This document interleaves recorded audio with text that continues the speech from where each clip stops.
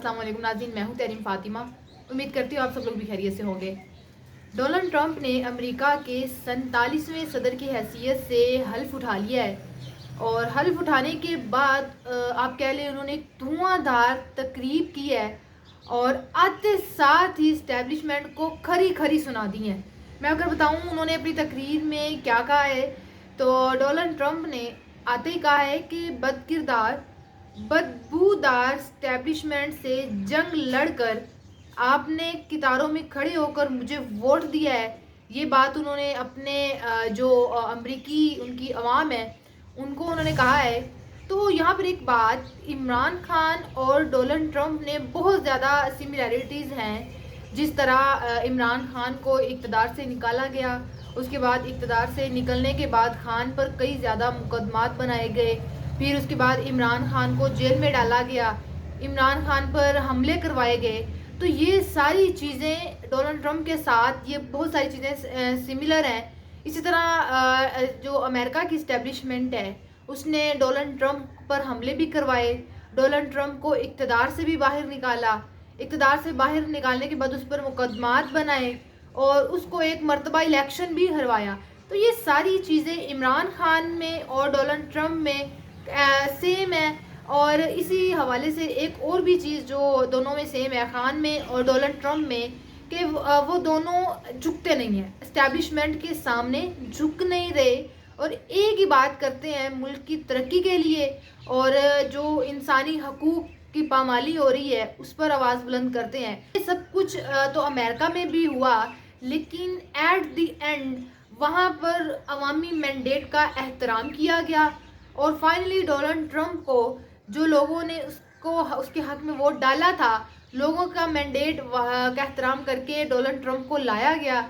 लेकिन बदकिस्मती से पाकिस्तान में अवामी मैंडेट को चोरी करके एक ये नालायक हुकूमत हम पर मुसल्लत कर दी गई है। और ये साफ वाज़ेह है, हमारी हुकूमत में सिर्फ 2 लोगों को जो दावतनामा मिला था, बिलावल भुट्टो को और मोहसिन नकवी साहब को। तो इसकी रीज़न भी मैं आपको बताऊंगी कि ये पूरी लाइव तकरीब में आपको क्यों नज़र नहीं आए, और क्योंकि इनको बाकायदा दावतनामा दिया गया था तो ये वहाँ पर क्यों आपको नज़र नहीं आया, इसकी रीज़न भी मैं आपको बताऊंगी।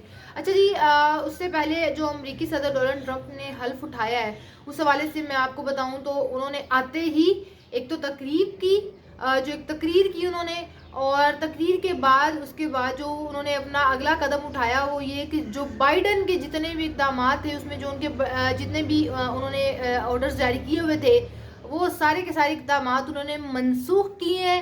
उसके बाद उन्होंने ये कहा है कि जितने भी इलीगल तरीके से अमेरिका में रह रही हैं उन सब को उनके मुल्कों में वापस भेजा जाएगा, और इस तरह के इक़दाम अभी से डोनाल्ड ट्रंप ने करना शुरू कर दिए हैं।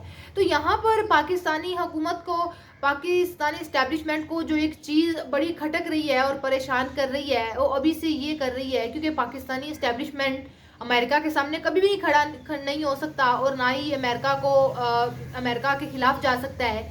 क्योंकि आप ये कह लें अमेरिका ने कुछ वेंटिलेटर्स लगाए हुए हैं, अगर अमेरिका वो वेंटिलेटर्स बंद करता है या वेंटिलेटर्स वापस लेता है तो पाकिस्तान अपनी आखिरी सांसों पर हो जाएगा, पाकिस्तान की मईशत आखिरी सांसों पर चली जाएगी। तो पाकिस्तान की इस्टेब्लिशमेंट, पाकिस्तान की हुकूमत कभी इस तरह का कदम नहीं उठाएगी अमेरिका के खिलाफ जाने का।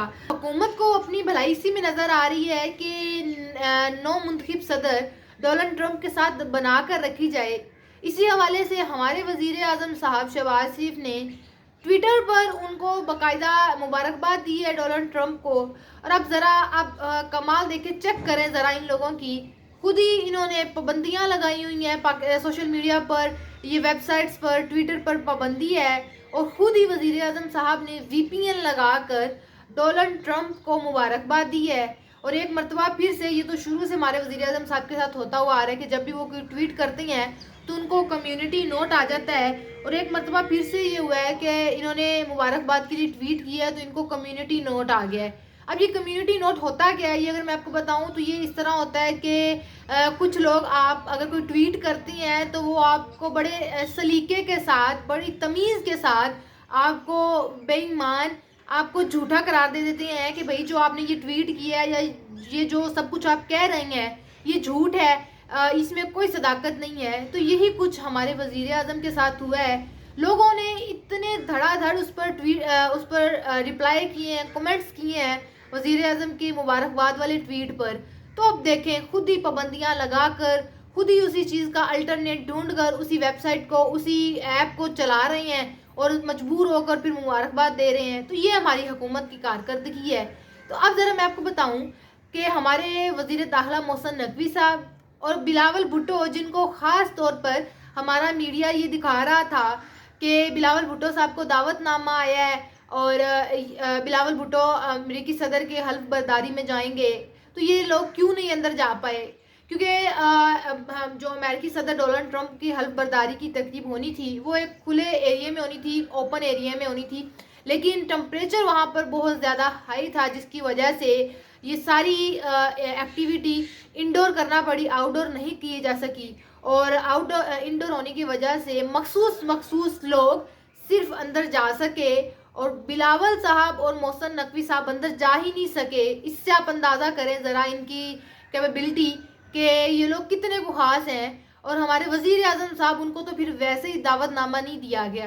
اور آپ یقین کریں ہم خود میڈیا والے ہو کر کل اس چیز کو دیکھ رہے تھے کہ ہمارے یہاں پر وزیر داخلہ صاحب کہاں ہیں، محسن نقوی صاحب کہاں ہیں، بلاول بھٹو کو دعوت دی گئی تھی وہ کہاں پر ہیں. تو اسی وجہ سے آپ کو لائیو ٹرانسمیشن میں کہیں دکھائی نہیں دیے ہوں گے. ٹرمپ نے آتے ہی ان کو لگتا ہے کہ وزیر دفاع خواجہ آصف صاحب جو ہیں انہوں نے ایک سٹیٹمنٹ دی. انہوں نے کہا ہے کہ ٹرمپ اور ان کی جانب سے ابھی تک کوئی بیان نہیں آیا، اگر کوئی بیان آئے گا تو ہم دیکھ لیں گے. مطلب کہ وزیر اعظم عمران خان، سابق وزیر اعظم عمران خان کے حوالے سے کوئی بیان ابھی تک نہیں آیا، اگر آئے گا تو ہم دیکھ لیں گے.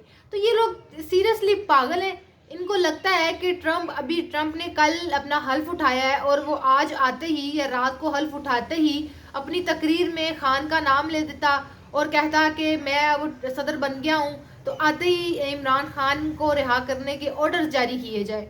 تو اس طرح کبھی نہیں ہوتا کہ وہ ابھی انہوں نے حلف اٹھایا ہے، وہ آتے ہی اپنے ملک کے معاملات، بڑے معاملات جو ہیں وہ دیکھے گا، پھر آہستہ آہستہ وہ اس چیز کو لے کر چلے گا کہ کس طرح پاکستان میں انسانی حقوق کی پامالی ہو رہی ہے، اس پر کس طرح آواز اٹھانی ہے، عمران خان کے معاملے میں کس طرح بولنا ہے.